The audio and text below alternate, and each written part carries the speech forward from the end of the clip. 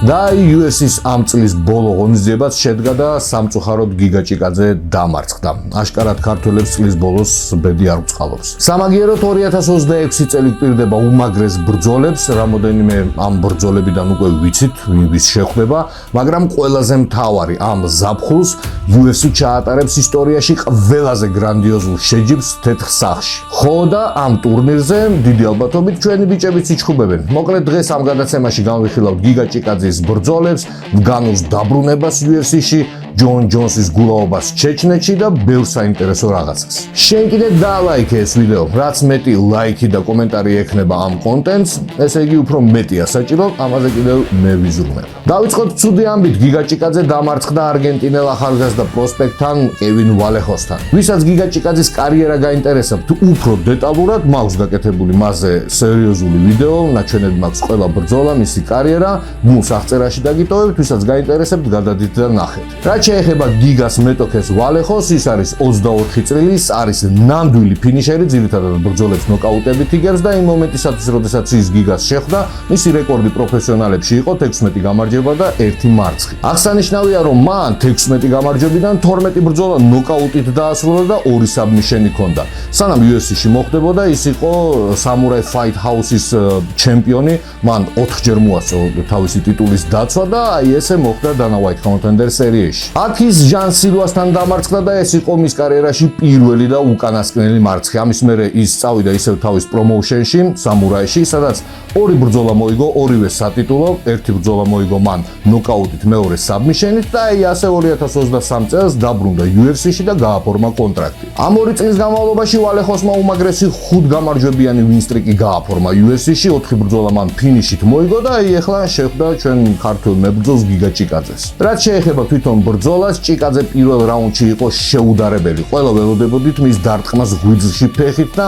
ასეც მოხდა. მან ვალეხოსის ღვიძლი ისე დამაზიანებლად დაცხელა, რომ ის მას ჩაეხუტა კლინჩი, აშკარად ვერ ჩხუბობდა. მე მეგონა რომ ეხლა მსაჯი მათ გააშელებს, იმიტომ რომ არანაირი აქტივობა არ იყო და მერე დგომში გიგა ჭიკაძე აუცილებლად დააფინიშებდა. ესეთი პირი უჩანდა ამ ბრძოლას, მაგრამ მსაჯმა აცა და აღდგენა ამ არგენტინას.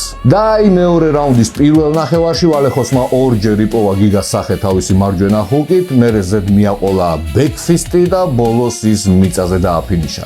ძალიან სამწუხაროა ეს მარცხი, თავიდან ყველას გვეგონა რომ გიგა გაიმარჯვებდა, ისე მაგრად დაიწყო პირველი რაუნდი, მაგრამ მან წააგო. დამარცხდა, რა უყოთ, ხდება ხოლმე ესეთი რაღაცეები. გიგა მაინც ჩვენი ლეგენდაა, ქართველების ლეგენდა, ის პიონერი არის საქართველოსთან UFC-ში, ერთ-ერთი პირველი მებრძოლი იყო, რომელიც გვახარებდა თავისი გამარჯვებებით. ყველას გვახსოვს მისი 7 გამარჯვებიანი ვინსტრიკი, ასე რომ გიგას უსურებთ წარმატებას და თავის საქმეში წინსვლას. ვინც არ იცის, გიგა ჭიკაძეს საქველმოქმედო ფონდი აქვს, ის ონკოლოგიურად დაავადებულ ადამიანებს ეხმარება და აი ვალეხოსმა სანამ შეხვდებოდა ჭიკაძეს ბრძოლის წინ თქვა, რომ რაც არ უნდა მოხდეს, მოვიგებო თუ წავაგებო, მნიშვნელობა არ აქვს, აუცილებლად ფულს გადმოვრიცხაო შენს ფონდშიო და მან თავისი სიტყვები შეასრულა. ბრძოლის მერე იგივე გაიმეორა. მოკლედ დიდი პატივისცემა გიგას, დიდი პატივისცემა ვალეხოს, ორივე კარგი ადამიანია, კარგი მებრძოლია. რა ვქნათ, სამწუხაროა რომ წააგო გიგა ჭიკაძე, მაგრამ ხდება ესეთი რაღაცეები. ეს MMA-ია. აქ ზოგი იგებს, ზოგი აგებს. აღარ განვიხილავ ამ ღონისძიების ყველა ბრძოლას, მაგრამ გეტყვით რომ 57 კილოგრამში ძალიან საინტერესო პრეტენდენტო ბრძოლა გაიმართა. დივიზიონის მეორე ნომერი ბრენდონ როივალი დაეჯახა მე-6 ნომერს მანელ კეიპს. მოგეხსენებათ წინა ივენტზე ამ დივიზიონის მეფე ალეშანდრე პანტოჟა რაღაცა უაზრო ტრავმის გულიზე დაკარგა თავისი ქამარი და დღესდღეობით ამ წონთ კატეგორიაში ახალი ჩემპიონი არის, მას ჯოშუა ვენი ქვია. შესაბამისად პანტოჟა დივიზიონში რეიტინგში პირველ ადგილზე გადავიდა. დიდი ალბათობით ესეთი ტრავმის მერე პანტოჟას ცოტათი გაეწელება აღდგენა, ამიტომ ვენს თავისი ტიტულის დაცვა მოუწევს ამ ორ მებრძოლს შორის გამარჯვებულთან. რაც შეეხება თვითონ შეხვედრას, ის ძალიან სწრაფად დასრულდა პირველივე რაუნდში ბრენდონ როივალის დანოკაუტებით. გამოდის რომ ვენი თავის ტიტულს დაიცავს კეიპთან. დაწერეთ კომენტარებში, როგორ ფიქრობთ, რომელი მებრძოლი გაიმარჯვებს. ეხლა კი ვისაუბროთ ცოტა მომავალზე. ჩვენთვის MMA-ის კომაგებისთვის 2006 წელი იქნება ძალიან ბირთვული. უკვე პრესკონფერენციაც ჩატარდა და ბევრი ბრძოლებიც გავიგეთ, მაგალითად UFC 324-ის, 325-ის, 326-ის და რაც მთავარია ივენთი თეთრ სახლში. ამ ივენთისთვის ისეთი ლეგენდები აპირებენ დაბრუნებას სპორტში, როგორც არის კონორ მაკგრეგორი, ფრენსის განუ და ჯონ ჯონსი. ჩვენ ყველა ველოდით იანვარში ილია თოფურიას დაბრუნებას, მაგრამ თავისი ოჯახური პრობლემების გამო მან თავისი კარიერა პაუზაზე დააყენა, მოაგვარებს ამ პრობლემებს და აუცილებლად დაბრუნდება. ეგრევე წავიდა საუბრები, რომ ილია თოფურია თეთრი სახლისთვის ემზადება და ეს მხოლოდ მიზეზი იყო. რუსული YouTube კიდევ ყვირის, რომ თოფურია არმან ცარუკიანს გაორბის. მოკლედ არავინ არ იცის საერთოდ რას აკეთებს ილია და რა გეგმები აქვს. ერთი ის ვიცით, რომ მას ოჯახური პრობლემები აქვს, იმას აგვარებს, ამ პრობლემის განხილვას ნამდვილად არ დავიწყებ მე ახლა. ერთი ზუსტად ვიცი, რომ რასაც ილია თოფურია აკეთებს სწორედ და ის დაბრუნდება. და როდესაც დაბრუნდება, ზუსტად ისე ხმაურიანად დაბრუნდება, როგორც მას ჩვევია. სანამ თოფურია თავის პირადულ პრობლემებს აგვარებს, ის ვავის ორგანიზაციას ეხმარება განვითარებაში, სხვათა შორის ამ ორგანიზაციაში ილია თოფურია არის როგორც პრომოუტერი, ასევე აქციონერი და პარტნიორი. და ის უახლახანს ამ ორგანიზაციას აქციონერებში დაემატათ კრიშტიანო რონალდო და ესეთი ტანდემით ილია თოფურია და კრიშტიანო რონალდო ამ ორგანიზაციას დარწმუნებული ვარ გახდიან ერთ-ერთ საუკეთესოს მსოფლიოში. ეხლა კი მოდით ილია თოფურიას სულ ახალ ინტერვიუს მოусმინოთ.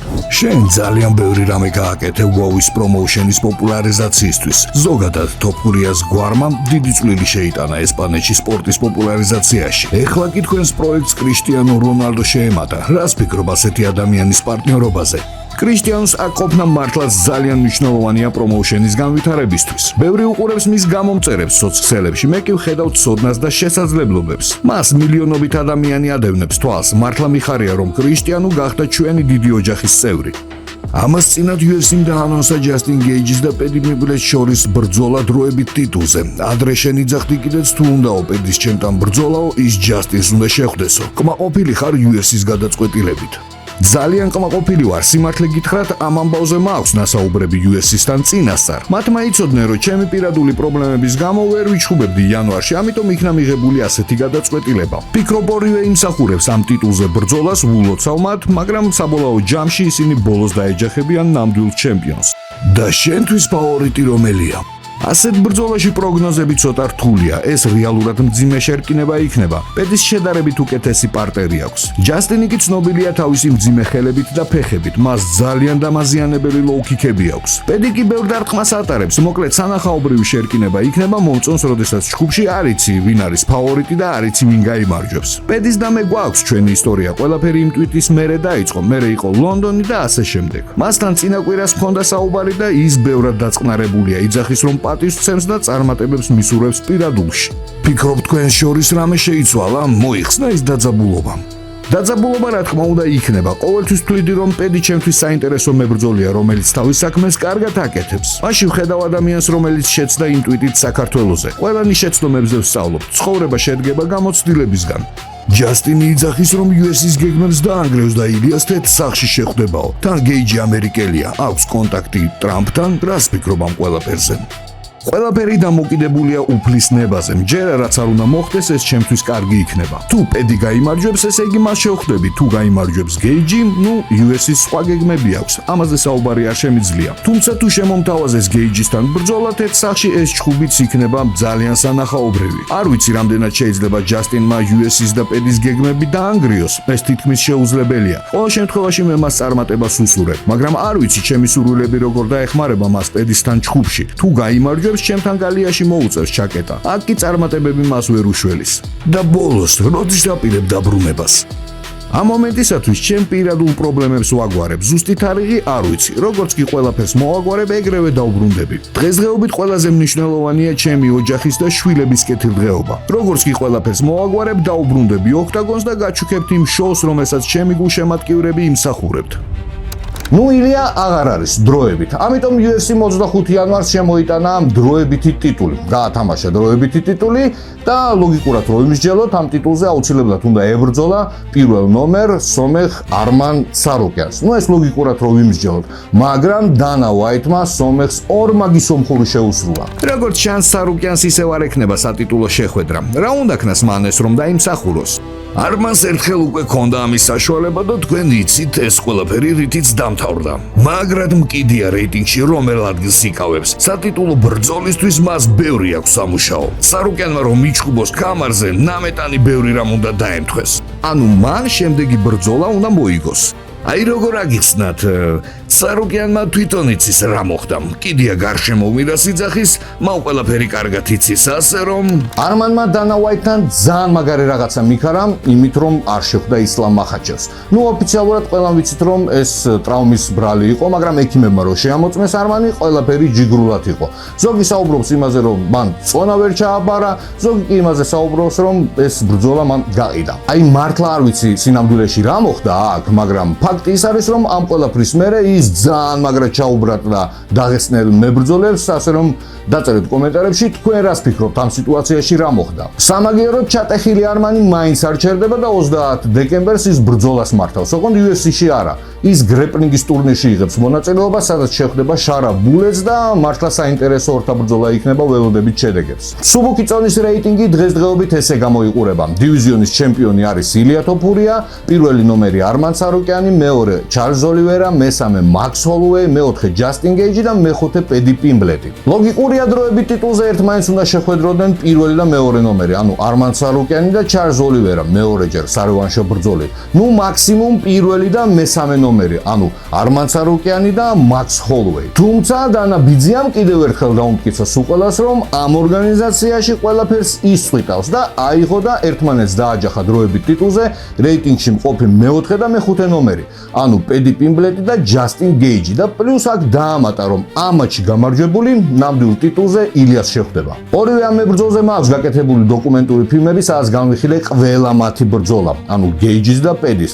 ასე რომ ლინკებს აღწერაში დაგიტოვებთ, გადადით, ნახეთ მათზე ვიდეო და დაწერეთ კომენტარებში, ვინ მოიგებს ამ სატიტულო ბრძოლას. პირადად მე მგონია, რომ უფრო პიმბლეტი მოიგებს ამ ბრძოლას და მე უფრო მაგარი საინტერესო იქნება ილიას და პედის ბრძოლის ყურება ოქტაგონში.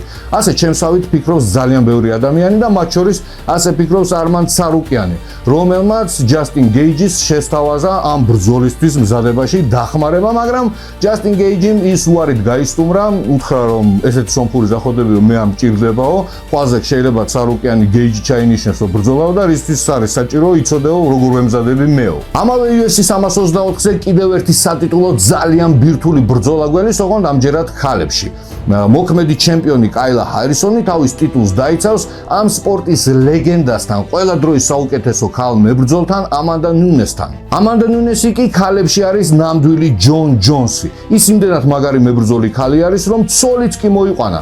აბა ქმარს უარ თავს ყველა დროის საუკეთესო მებრძოლი. ნუნესმა თითქმის 3 წლის წინ დაასრულა თავისი კარიერა, ის იყო 2 დივიზიონის ჩემპიონი, უამრავი რეკორდი აქვს მოხსნილი, მათ შორის ტიტულების დაცვის რეკორდები და ამ გზაზე მან ისეთი მაგარი გოგოები დაყარა, როგორიც არის რონდა როუსი, ჰოლი ჰოლმსი და ვალენტინა შევჩენკო. მოკლედ ეს ყვერებიანი ქალი ბრუნდება და თან ბრუნდება მაგარი მუქარებით, უნდა მესამე ტიტული და ვალენტინა შევჩენკოს დალეწვა თეთრ სახში. ასევე UFC 324-ზე 61 კილოგრამში ერთმანეთს დაეჯახებიან შონომელი და სონ იადონგი. შონომელი დღესდღეობით რეიტინგში მესამე ადგილს იკავებს, იადონგი კი მეხუთეს. ამ ბრძოლაზე მთელი რუსეთი ლოცულობს, იძახიან რომ მამაჩი გამარჯვებული აუცილებლად შეხვდება სატიტულო ბრძოლით პეცკას. მოკლედ ყველაფერს აკეთებენ რუსები იმის გულისთვის, რომ ქართველი დვალიშვილი არ შეხვდეს იანს. იციან რომ აღდგენილი, დასვენებული და კაი ნაბეღლავ ნასვამი დვალიშვილი შანს არ მისცემს პეცკას. ამავე დღეს უმარ ნურმაგომედოვიჩი ჩხუბობს. ის UFC-ის ყოფილ ჩემპიონს 57 კილოგრამში დევისონ ფიგერედოს ხვდება. ნუ დიდი ალბათობით ჩემი აზრით უმარი მას ადვილად დაამარცხებს, ბოლო-ბოლო ის რეიტინგში მეორე ადგილს იკავებს და აი მერე ნახეთ დაღესტნელების ჩალიჩი უმარი რომ შეახვედრონ იანს სატიტულო ბრძოლი. ერთი მხრივ ეს რომ მოხდეს, წესით ჩვენ არ უნდა გვანაღულებდეს, იმიტომ რომ რუსეთის წარმომადგენლები სანამ ერთმანეთს დაჭამენ ტიტულის გულისთვის, მერაბ დვალიშვილი დაისვენებს და მერე დაბრუნდება და წამოიღებს თავის კუთვნილ ტიტულს. მაგრამ ეს რომ მოხდეს, დვალიშვილის გამოსვლა ცოტათი გაიწელება. ჩვენ კი უყველას გვინდა რომ ის შეხვდეს იანს სატიტულო ბრძოლით თეთრ სახში. მახარებს ის რომ დვალიშვილს უკვე დაუკავშირდნენ, მაშინებს ის რომ დვალიშვილი ნამეტანის სწრაფად აპირებს შეტრიალებას ოქტაგონში. მოდით მოусმინოთ მას. UFC-მ დამიკავშირდა და მითხრა რომ გთხოვ დაისვენე რამდენი ხანით შენ გინდა, შემდეგ ბრძოლობ კამარზე იანთან რევანში, დაისვენე რამდენი დროც გინდა აიღე და როცა მზად იქნები დაგვირე. და სავარაუდოდ მათ უნდა ბრძოლა გამართონ ზაფხულში. მაგრამ მე არ მინდა ზაფხულამდე მოცდა. მე აი კიდე გარდა ნაკაწრებისა ამ ბრძოლიდან მნიშვნელოვანი ტრავმა არ მიმედია რა და მოკლედ მე ადრე მაწყობ ზოლი დანიშნა და ალბათ რა ვიცი გაზაფხულზე ან აპრილში რა ვიცი მოკლედ კარგი იქნება თუ დამეშოს თუ არა და შეიძლება ბრძოლა დანიშნოს ზაფხულში თუ ესეა როგორც მერაბ დვალიშვილი იძახის ესე იგი ის თეთრ სახში აუცილებლად თავის ტიტულის დაბრუნებას ეცდება და თეთრ სახში სატიტულო ბრძოლა იცით რატო იქნება? იმიტომ რომ დონალდ ტრამპმა ისეთი დაახეთქა, რომ თითქმის ყველა კატეგორიაში იქნება სატიტულო ბრძოლები. ღონისძიება 14 ივნისს ჩატარდება, სადაც გამოვლენ საუკეთესოები. თეთრი სახლის წინ ვაშენებთ დიდ არენას. წარმოგიდგენიათ? არენა დაიტევს 6000 მაყურებელს, თუმცა 100,000-ობით ადამიანისთვის გარშემო დაიდგმევა გიგანტური ეკრანები. ფიქრობ ასეთი გრანდიოზული შოუ არავის უნახია. ღონისძიებაზე იქნება 8 ან 9 სატიტულო ბრძოლა. დეინა ვაიტი ამ დღისთვის ბევრ ბრძოლას ამუხრუჭებს სპეციალურად, აქ რომ ჩატარდეს. ყველა შერკინება იქნება საჩემპიონო და ლეგენდარული. ნუ შეიძლება ტრამპა გადააჭარბა ცოტა 9 სატიტულო ბრძოლით, მაგრამ რომ დავფიქრდეთ და ამ ყველაფერს დავამატოთ ქალების სატიტულო ბრძოლა, პლუს BMF-ის კამარი, აუცილებლად ორგანიზაცია რაღაცა ტიტულს გამოიგონებს, რომელიც შეეხება ისეთ მებრძოლებს, როგორც არის კონორ მაკგრეგორი, ჯონ ჯონსი, ფრენსის განუ, მაშინ 9 სატიტულო ბრძოლაც გვექნება და შეიძლება მეტიც. ზუსტად არ ვიცით ვინ ვის შეხვდება UFC-ზე თეთრ სახში, ამაზე დიდი ალბათობით ძალიან მალე გავიგებთ ახალ ანონსს, ამას პირადად ჩემგან გაიგებთ თქვენ, მაგრამ ის ვიცით რომ ეს იქნება ისტორიაში ყველაზე გრანდიოზული ბრძოლა, სადაც ილია თოფურიაც გამოვა, რომელიც დიდი ალბათობით მთავარ ბრძოლას დადგავს და მერაბ დვალიშვილმა თუ ცოტათი კიდე დაისვენა, აუცილებლად ისაც მოხდება მან. ველოდებით თეთრი სახლის ამბებს, იქამდე კი ოფიციალურად დაანონსდა, რომ ვოლკანოვსკი თავის ტიტულს დაიცავს 1 თებერვალს UFC 325-ზე. ის სარევანშო ბრძოლით დაეჯახება დიეგო ლოპესს. 66 კილოგრამში მოგეხსენებათ იმის მერე რაც ილია თოფურიამ დატოვა თავისი ტიტული, ვოლკანოვსკი დიეგო ლოპესს უკვე ერთხელ შეხვდა. მოუგო მას გადაწყვეტილებით, გახდა ახალი ჩემპიონი და აი რატომღაც ეხლა სარევანშო ბრძოლით კიდევ ერთხელ ახვედრებენ მას. არა და ამ დივიზიონსაც ყავს თავისი არმან ცარუკიანი, დივიზიონის პირველი ნომერი მოუსარ იევლოევი. ნუ მოუსარ იევლოევის დიდი არაფერი არ დაუშავებია დანა ვაიტისთვის, მაგრამ არ ყავს მაგას ძალიან დიდი ფან-კლუბი, არ ბრძოლობს სანახაობრივად, ძირითადად თავის ბრძოლებს გადაწყვეტილებამდე მიყავს, მოკლედ აი ამ ყველაფრის გამო ის ჩატეხეს. უსამართლობაა? ნუ სპორტის თვალსაზრისით რა თქმა უნდა უსამართლობაა, მაგრამ შოუს და პიარის ვარიანტში კი ვოლკანოვსკის და ლოპესის ბრძოლას უფრო მეტი ადამიანის მოყვანა შეუძლია. ასევე ვრცელდება სხვადასხვა უაზრო ჭორები, თითქოს ვოლკანოვსკი სპეციალურად ახვედრებენ ლოპესს იმისთვის, რომ მან კარიერა დაასრულოს ესეთი ლამაზი ტრიუმფით. ასევე ვრცელდება ჭორი, თითქოს ევლოეს სპეციალურად ამუხრუჭებენ იმისათვის, რომ თეთრ სახში შეახვედრონ ვოლკანოვსკის. მე არც ერთი ჭორის არ მჯერა, მაგრამ ეს უფრო რეალობასთან ახლოს არის. ისე წარმოიდგინეთ, რომ იტყვიან ვოლკანოვსკი თავის კარიერას ასრულებს თეთრ სახში, სადაც ხვდება დაუმარცხებელ ევლოევს. ნუ ესეთი ბრძოლის გულისთვის მე მგონი ძალიან ბევრი ადამიანი მივა. კიდევ ერთი დამოწმებული ლეგენდარული ბრძოლა შედგება UFC 326-ზე, სადაც შეხვდებიან ერთმანეთს ამ სპორტის ლეგენდები ჩარლზ ოლივერა და მაქს ჰოლუეი. იმის გარდა რომ ერთმანეთს ორი ლეგენდა, ორი ყოფილი UFC-ს ჩემპიონი შეხვდება, ეს ბრძოლა ორჯერ საინტერესო იმიტომ არის, რომ კონზე იქნება BMF-ის კამარზე. ჩარლზეც და მაქსზეც მაქვს გაკეთებული დოკუმენტური ფილმები, ნაჩვენები მაქვს ყველა მათი ბრძოლა, სრული კარიერა. ბმულს დაგიტოვებთ აღწერაში, შეგიძლიათ გადახვიდეთ, ნახოთ და მერე დაწეროთ კომენტარებში, როგორ ფიქრობთ, ვინ გახდება BMF-ის კამრის მფლობელი. ოლივერა და ჰოლუეი ერთმანეთს ოდესღაც უკვე შეხვედრიან. ეს იყო შორეულ 2015 წელს, მაშინ მაქს ჰოლუეიმ ნოკაუტით მოიგო ეს ბრძოლა. ეს ბრძოლა სულგრძელდებოდა წუთ ნახევარს, მაგრამ არ უჩხუბიათ ბიჭებს ჩათვალეთ, იმიტომ რომ ჩარლზ ოლივერამ ტრავმა აიკიდა, რამდენადაც მახსოვს რაღაცა საკლაპავი მილი დაიზიანა. მის მერე ორივე სპორტსმენმა UFC-ში დიდ წარმატებას მიაღწიეს. 66 კილოგრამში ჰოლუეიმ, 70 კილოგრამში ჩარლზ ოლივერამ და ეხლა UFC 326-ზე 8 მარტს ერთმანეთს ისინი დაეჯახებიან BMF-ის კამარზე. საინტერესო ის არის, რომ ეს მებრძოლებიც თვლიან, რომ გამარჯვების შემთხვევაში იმსახურებენ სატიტულო ბრძოლას ილია თოფურიასთან.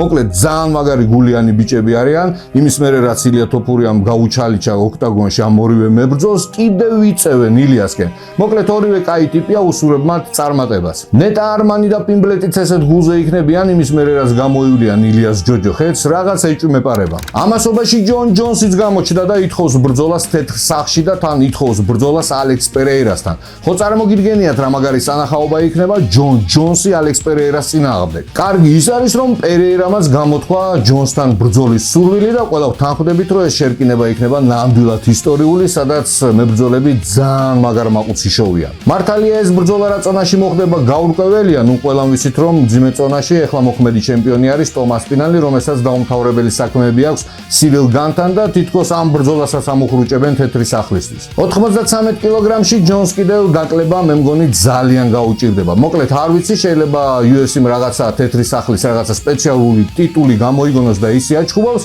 იქამდე კი ჯონ ჯონსი თავის სახლში გროზნოში ესპარინგება ხამზად ჩიმაევს. დიახ, ამას წინა ჯონ ჯონსი ჩეჩნეთში თავისი შვილის დაბადების დღეზე დაპატიჟა ამ ქვეყნის პრეზიდენტმა, არა, მეფემ, მოკლედ რამზან კადიროვმა.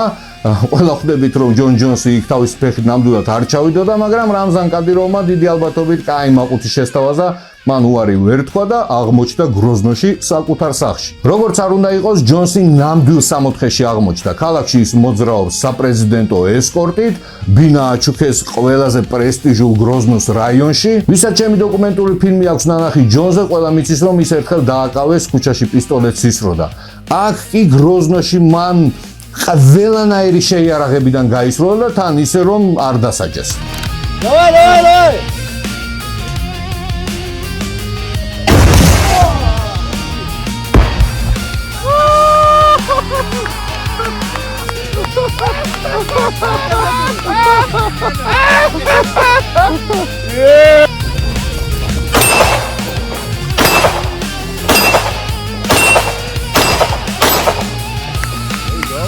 მაგრამ ყველაზე საინტერესო იყო მისი ჭიდაობა ხამზად ჩიმაევთან ქუჩაში. რა თქმა უნდა ეს ყველაფერი ხუმრობით იყო, მაგრამ აქედან რაღაცა დასკვნების გამოტანა შეგვიძლია.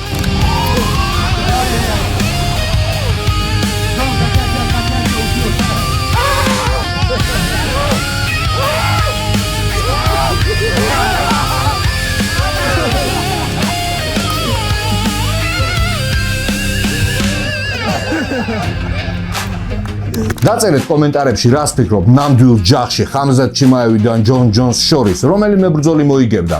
სანამ დაწერთ ამ კომენტარს პირდაპირ გეტყვით რომ ორივე ამ მებრძოლს დიდი ალბათობით რამზან კადიროვი დაღეჭავდა.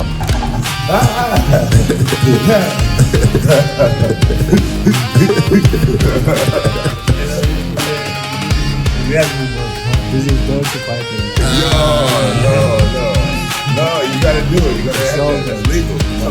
Hey, tell them this is MMA, not boxing.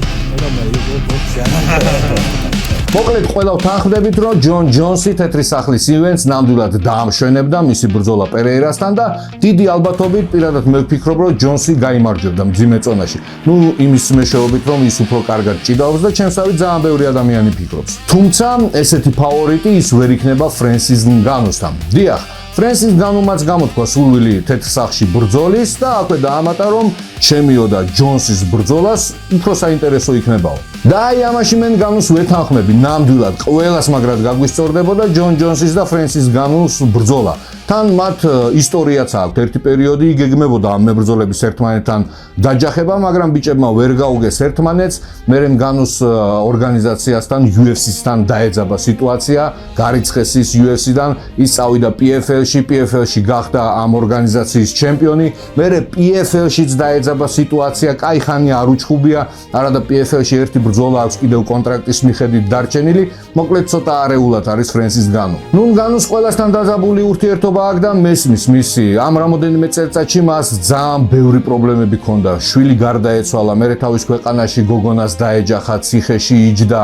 მოკლედ ძალიან ბევრი პრობლემები აქვს, მაგრამ უნდა თეთრ სახლში გამოთქვა სურვილი ბრძოლის, მაგრამ დანა ვაითის ამ ინტერვიუს მერე რაღაცა ძალიან მეეჭვება. ყველას რატომღაც გონია რომ ნგანუ კაი ტიპია. სინამდვილეში ესე არ არის. ისე იქცევა თითქოს ინგლისური ცუდად იცის, ვითომ საყვარელი ბიჭია ენობრივი ბარიერით. სინამდვილეში ნგანუ მშვენივრად საუბრობს და არის უბრალოდ ცუდი ტიპი. მასთან კაი ხნის წინ მინდოდა კონტრაქტის გაუქმება, მაგრამ რამოდენიმე მატჩმეიკერმა გადამაფიქრებინა. ყველას გასწოთ ფრენსისის და მიოჩიჩის შეხვედრა შეხვედრა მას ჯეროდა რომ სტიპეს შეჭამდა. ხო და ამ ივენთის პრესკონფერენციაზე ის ჩემთან მოვიდა, მეო დავლეწავ მიოჩისო, შენ კი ბრძოლის მერე კერძო თვითმფრინავს შემიკვეთაო საფრანგეთშიო. ეს ყველაფერი სუფთად აქცენტის გარეშე მითხრა. მეთქი წარმატებები და გამეცინა. მან კი მითხრა რომ არ ეხუმრება და ჭირდება თვითმფრინავი. ნუ სტიპემ ყველას გახსოვთ ნგანუ დალეწა და გაიმარჯვა. აი მაშინ უკვე უნდა გამერიცხე ის. როდესაც შენ UFC-ის მებრძოლი ხარ, აქ ოფისში შენთვის კვება, ვარჯიში, პროცედურები,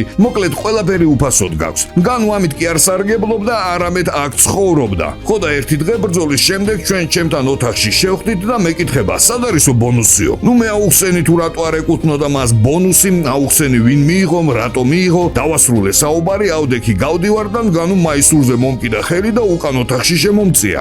მეთქი მომაცილე შენი ხელები და რაც თავარია, მან იგივე ჰანტერს გაუჩალიჩა, მაისურიდან დაიტრია და უთხრა რომ ჯერ საუბარი არ დაუსრულებია. ასე რომ ბევრი მიზეზი არსებობს იმის თუ რატო არ არის UFC-ში. ის ცუდი ტიპია. ეხლა კი PFL-შია და ჯონ ჯონსთან ბრძოლას ითხოვს. დარწმუნებული ვარ ეს ორგანიზაცია უკვე ნანობს რომ ნგანუსთან დაიჭირეს საქმე.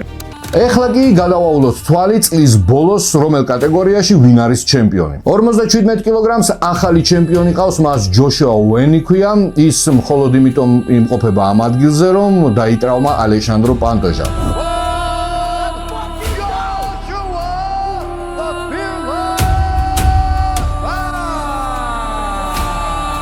61 კილოგრამის ჩემპიონი კი პეცკა იანი არის და დიდი იმედი გვაქვს 2026 წელს დვალიშვილი ამ ქამარს მას წაართმევს.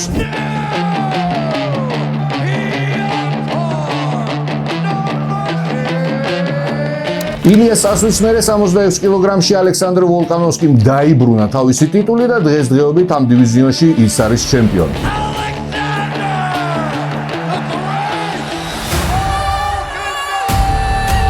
სამოცდაათში კი ქართველი მეფობს ილია თოფურიამ 70 კილოგრამში პირველი თავისი შეხვედრა ნოკაუტით დაასრულა ჩარლზ ოლივერასთან და მოიპოვა ორი დივიზიონის ჩემპიონობა.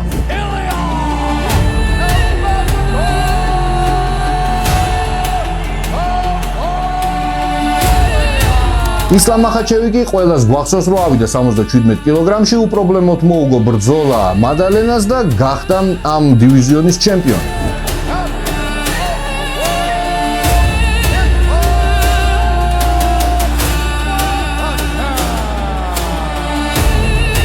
– 84 კილოგრამში წელს ახალი ჩემპიონია ჰამზად ბორს ჩიმაევი. –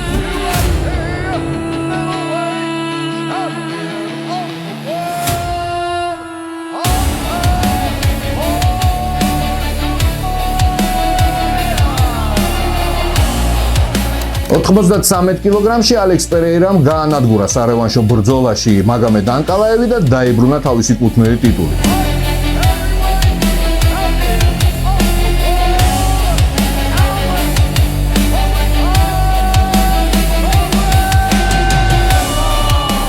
მძიმე წონაში კი მოქმედი ჩემპიონი არის ტომას პინალი და სულ ახახანს ყველას გვახსოვს რომ ის სირილ განს შეხვდა, მაშინ აკრძალული ილეთი გამოიყენა სირილ განმა თვალებში, ეს ბრძოლა გაუქმდა და ახლა ერთი სული მაქვს როდის შეხვდებიან ისინი 2026 წელს და გაირკვევა ვინ იქნება მძიმე წონის მეფე.